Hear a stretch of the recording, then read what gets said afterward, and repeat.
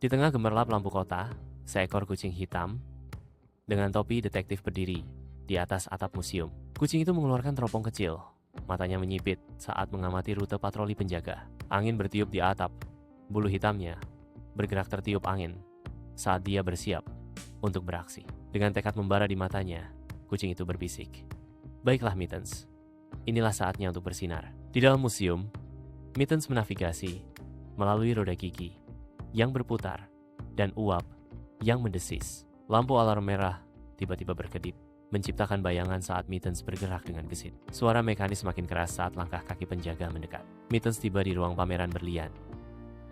Berlian-berlian itu berkilauan di bawah lampu sorot. Mittens mengeluarkan peralatan kecil dari sebuah tas, sebuah pengait, obeng, dan kabel. Mittens dengan hati-hati membongkar sistem keamanan. Sebuah batuk bergema dari belakang. Seorang penjaga muncul, terkejut